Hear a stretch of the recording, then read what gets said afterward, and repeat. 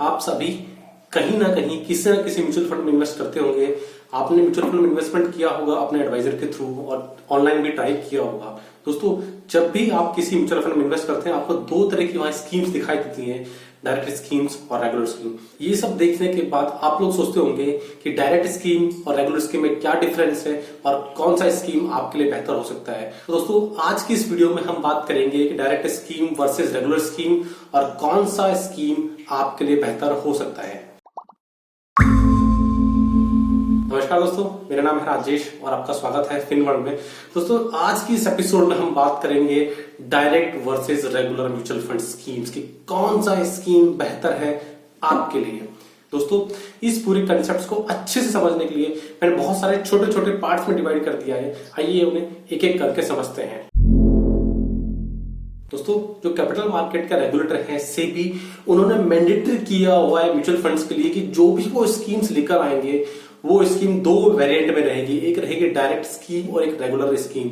Direct scheme और regular scheme में दोस्तों एक अंतर है, वो अंतर है डिस्ट्रीब्यूटर कमीशन। जी हाँ दोस्तों, जो डायरेक्ट स्कीम है उसमें किसी को भी कमीशन नहीं दिया जाता है। जो भी इंटरमीडिएटरीज हैं, जो भी ब्रोकर्स हैं, उनको कोई भी कमीशन नहीं दिया जाता है और रेगुलर स्कीम में उनका कमीशन फिक्स रहता है। और ध्यान रखने वाली बात यहां पर है, किसी भी तरह का और डिफरेंस नहीं है दोनों स्कीम में। आपका फंड मैनेजर सेम होगा, आपके अंडरलाइन जो स्टॉक्स हैं वो सेम होंगे, बाकी टीम मेंबर सेम होंगे, जो उनका ऑफिस है वो भी सेम होगा, जो नंबर ऑफ स्टॉक्स है वो भी सेम होगा, कोई भी अंतर नहीं रहेगा except one, distributor commission. Mutual fund companies अपने प्रोडक्ट यानी म्यूचुअल फंड स्कीम्स को जनता को बेचने के लिए कुछ डिस्ट्रीब्यूटर को कमीशन ऑफर करती है। ये कमीशन दो प्रकार का होता है। पहला होता है अपफ्रंट कमीशन, जैसे कि नाम से ही क्लियर है, अपफ्रंट कमीशन एक ऐसा कमीशन जो तुरंत दे दिया जाता है। जिस टाइम आप म्यूचुअल फंड में इन्वेस्ट करते हैं किसी ब्रोकर के थ्रू, किसी डिस्ट्रीब्यूटर के थ्रू, तो उस समय डिस्ट्रीब्यूटर को जो कमीशन दिया जाता है म्यूचुअल फंड कंपनी के द्वारा, वो कहा जाता है अपफ्रंट कमीशन, जो कि तुरंत दे दिया जाता है। अपफ्रंट कमीशन का जो रेट है दोस्तों, जनरली इट इज 1 to 1.5%। दूसरा कमीशन है दोस्तों ट्रेल कमीशन। ट्रेल कमीशन से मतलब है जो साल दर साल हर साल आपके डिस्ट्रीब्यूटर को दिया जाएगा म्यूचुअल फंड कंपनी के द्वारा, जब तक कि आप उस स्कीम में इन्वेस्टेड रहेंगे। और जो ट्रेल कमीशन के रेट से दोस्तों, ये जनरली 0.5% से 1% के बीच में वेरी करते रहती है, डिपेंडिंग अपॉन कि आप कौन सी स्कीम्स में इन्वेस्ट कर रहे हैं। और एक बात और ध्यान रखने की है, अगर आप ऐसी स्कीम्स में इन्वेस्ट करते हैं जहां पर लॉक इन पीरियड है, जैसे कि टैक्स सेवर फंड्स हो गए, तो वहां पर ये कमीशन का रेट थोड़ा और बढ़ जाता है। मैंने कुछ केसेस में ऐसा ऑब्जर्व किया है, जो टैक्स सेवर स्कीम्स है वहां पर अपफ्रंट कमीशन का रेट 3-3.25% तक चले जाता है। ये बात नोट करने वाली है कि बीते कुछ सालों से ये कमीशन के रेट्स धीरे धीरे नीचे आ रहे हैं, लेकिन फिर भी ये एक सिग्निफिकेंट पार्ट आपके कॉर्पस का फॉर्म करते हैं। अब समझते हैं कि आखिर ये छोटा सा कमीशन का पार्ट, आधा परसेंट, 1%, किस तरह से एज ए इन्वेस्टर आपको इफेक्ट करता है, किस तरह से एज ए इन्वेस्टर आपके पोर्टफोलियो को इम्पैक्ट करता है। दोस्तों, अगर आप एक अच्छे इन्वेस्टर हैं तो आप इतना जानते होंगे कि जब भी आप म्यूचुअल फंड कंपनी में इन्वेस्ट करते हैं तो म्यूचुअल फंड कंपनी के बहुत सारे खर्चे होते हैं। उनके सैलरीज देनी होती है स्टाफ को, जो फंड मैनेजर है वो अपना फीस चार्ज करेगा, उनके इलेक्ट्रिसिटी के बिल है, उनके रेंट के बिल है, उनके स्टेशनरी के बिल है। इस तरह बहुत सारे खर्चे वो लोग इनकर करते हैं और ये सारे खर्चे जो आप पे जैसे इन्वेस्टर हैं वो जो कॉर्पस इकट्ठा करते हैं, जो पूल इकट्ठा करते हैं, उस पूल में से सेट असाइड किए जाते हैं। मान लेते हैं आप पे जैसे 5 इन्वेस्टर हैं जो हजार रुपए की एसआईपी रखते हैं, तो टोटल 5,000 रुपए में से जो भी उनका खर्चा रहेगा एएमसी का, लेट्स से 100 रुपीज, तो 100 रुपीज सेट असाइड कर लेंगे और बाकी 4900 रुपीज ही मार्केट में फर्दर इन्वेस्ट किया जाएगा। दोस्तों, जो ये 100 रुपीज सेट असाइड किया गया है, that is called expense ratio, total expense ratio, और शॉर्ट फॉर्म में कहा जाता है TER। जब भी आप किसी म्यूचुअल फंड स्कीम्स में इन्वेस्ट करते हैं तो आपने TER का फिगर देखा होगा, 1%, 1.25%, 2%, 2.5%। इस परसेंट का मतलब है कि वो म्यूचुअल फंड कंपनी अपने टोटल असेट्स का कितना परसेंटेज खर्चा कर रही है, including everything, including distributor commission, including there staff salary and other खर्चे एज वेल। दोस्तों, ये जो TER है, इसमें जो मेजर पार्ट होता है वो होता है डिस्ट्रीब्यूटर कमीशन। जी हाँ दोस्तों, डिस्ट्रीब्यूटर कमीशन एक सिग्निफिकेंट रोल प्ले करता है इस टोटल टीईआर में। मान लेते हैं आप किसी म्यूचुअल फंड की डायरेक्ट स्कीम्स में इन्वेस्ट करते हैं तो डिस्ट्रीब्यूटर कमीशन नहीं जाएगा, उस केस में ये टीईआर थोड़ा नीचे हो जाएगा। और जब भी आप डिस्ट्रीब्यूटर के थ्रू इन्वेस्ट करते हैं तो इस टीईआर में डिस्ट्रीब्यूटर कमीशन भी ऐड रहेगा। डायरेक्ट स्कीम में खर्चे कम है इसलिए टीईआर लेस है, रेगुलर स्कीम में खर्च ज्यादा है इसलिए टीईआर वहां पर ज्यादा रहेगा। जब मेरे पास पूरा कॉर्पस आएगा इन्वेस्ट करने के लिए, मैं खर्चे काट लूंगा डायरेक्ट स्कीम्स के कम वाले, तो मैं मेरा उस पूरे पोर्टफोलियो की ज्यादा एनएवी आएगी। सेम वे रेगुलर स्कीम में खर्चे ज्यादा है तो मेरे पोर्टफोलियो की एनएवी थोड़ी कम आएगी। अंडरलाइन असेट सेम है, डायरेक्ट और रेगुलर स्कीम में एनएवी में इसलिए डिफरेंस आता है क्योंकि डायरेक्ट स्कीम में डिस्ट्रीब्यूटर कमीशन नहीं होता है और रेगुलर स्कीम में डिस्ट्रीब्यूटर कमीशन होता है। कहने के लिए परसेंट छोटा सा ही होता है, आधा परसेंट, 1%, 1.5%, लेकिन दोस्तों ये बहुत सिग्निफिकेंट रोल प्ले करता है आपके पोर्टफोलियो कंस्ट्रक्शन में। दोस्तों अब मैं आपको कुछ प्रैक्टिकल केसेस दिखाता हूं जहां पर रेगुलर स्कीम और डायरेक्ट स्कीम्स में रिटर्न का डिफरेंस है। जैसा कि आप अपने स्क्रीन पर देख सकते हैं, मैंने कुछ स्कीम सेलेक्ट की हैं और उन स्कीम्स का मैंने आपको 5 साल का रिटर्न दिखाने की कोशिश की है।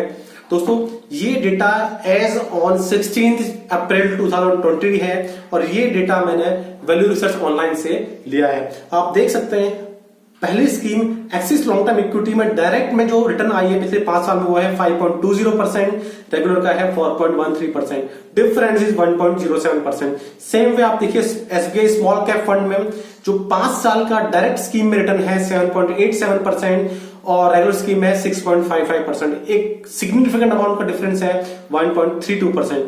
सेम आप देखेंगे एलआईसी म्यूचुअल फंड का large and mid cap fund है जिसमें 5 साल का जो रिटर्न है डायरेक्ट स्कीम में दैट इज 4.92% और सेम फंड का रेगुलर स्कीम में रिटर्न है 3.58%, जो कि एक 1.34% का मुझे डिफरेंस दिखा रहा है। दोस्तों यहां पर एक बात वापस समझना बहुत आवश्यक है, ये जो स्कीम्स हैं उनका जो अंडरलाइन असेट है वो सेम है, किसी भी तरह के स्टॉक्स में कोई चेंजेस नहीं है। जो स्टॉक्स रेगुलर स्कीम में है सेम स्टॉक्स सेम क्वांटिटी में डायरेक्ट स्कीम्स में भी हैं। जो व्यक्ति आपका मैनेज कर रहा है फंड डायरेक्ट स्कीम में वही फंड मैनेजर आपका रेगुलर स्कीम के लिए भी है।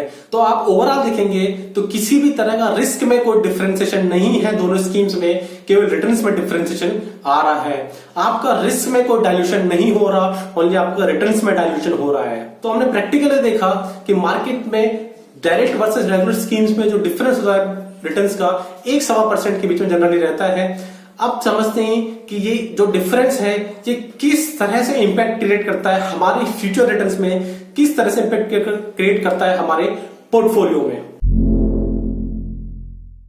मैं आपको प्रैक्टिकली समझाने के लिए एक एग्जांपल ले रहा हूं कि मान लेते हैं आपने कोई एसआईपी शुरू करी 5,000 रुपए की और हम उस एसआईपी को 30 साल तक रन करेंगे और देखेंगे कि डायरेक्ट स्कीम्स में मुझे क्या रिटर्न मिलता है और रेगुलर स्कीम में मुझे क्या रिटर्न मिलता है। जैसा कि आप अपने स्क्रीन पर देख सकते हैं मैंने टोटल 5 स्कीम्स लिए हैं। 5 स्कीम्स का मैंने रिटर्न दिया है रेगुलर प्लान्स के अंदर भी और डायरेक्ट प्लान्स के अंदर भी। एसआईपी का अमाउंट मैंने लिया है 5,000 रुपए जो कि मैं अगले 30 साल तक इन्वेस्ट कर रहा हूं। आप देखिए सीरियल नंबर 1 में रेगुलर प्लान्स में मेरा रिटर्न है 7%, डायरेक्ट प्लान्स में मेरा रिटर्न है 8%, यानी 1% का डिफरेंस आ रहा है। कहने के लिए बहुत छोटा अमाउंट है। टोटल मैंने अमाउंट इन्वेस्ट किया 18 लाख रुपए का।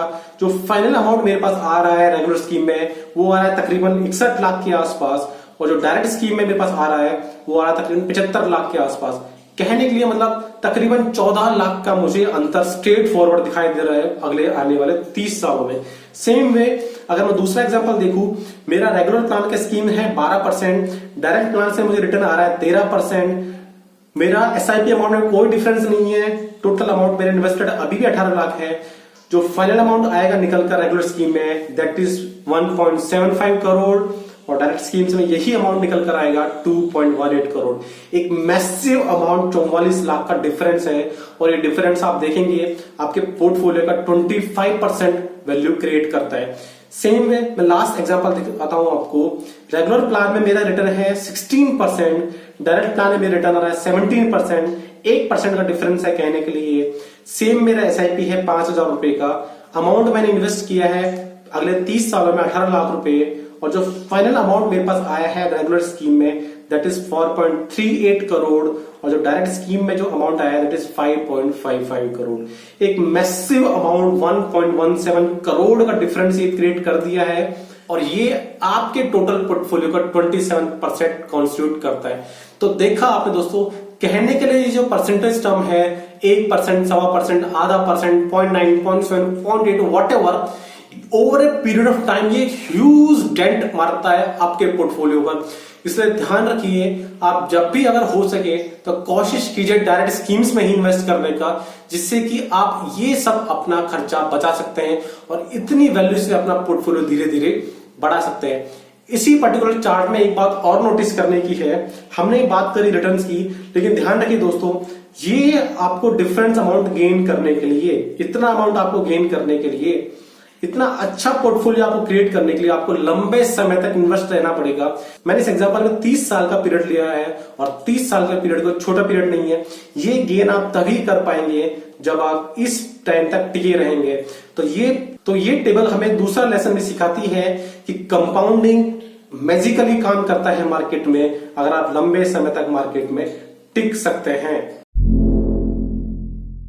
तो जिस तरह से हमने अभी तक डिस्कशन किया, मैं कंक्लूजन जैसा कि आप समझ गए होंगे, always try to go for direct schemes. चाहे तो आप किसी डायरेक्ट म्यूचुअल फंड के प्लेटफॉर्म के थ्रू इन्वेस्ट कर सकते हैं या फिर respective AMC, respective mutual fund की वेबसाइट पर जाकर भी इन्वेस्ट किया जा सकता है। तो आपने देखा, रिस्क में किसी भी तरह की कोई कमी नहीं है, ओनली आपकी रिटर्न कम होती जा रही है। तो as a prudent investor, as a advisor, मैं आपको एडवाइस करूंगा कि you always try to go for direct schemes, जिससे कि आप बेहतर रिटर्न फ्यूचर में कमा पाएंगे। लेकिन ध्यान रखिए, वो बेहतर रिटर्न तभी कमा पाएंगे जब उतने लंबे पीरियड के लिए मार्केट में इन्वेस्टेड रहेंगे। तो first try to invest for such a long period and second try to invest in direct schemes only. दोस्तों, आई होप आपको ये वीडियो बहुत पसंद आया होगा। वीडियो को प्लीज लाइक कीजिएगा, चैनल को सब्सक्राइब कीजिए और अधिक से अधिक लोगों तक इस वीडियो को शेयर करो, क्योंकि ज्ञान बांटने से बढ़ता है और वो भी इस वीडियो का फायदा उठा पाए। अगले वीडियो तक के लिए मुझे आज्ञा दीजिए, तब तक के लिए जय हिंद।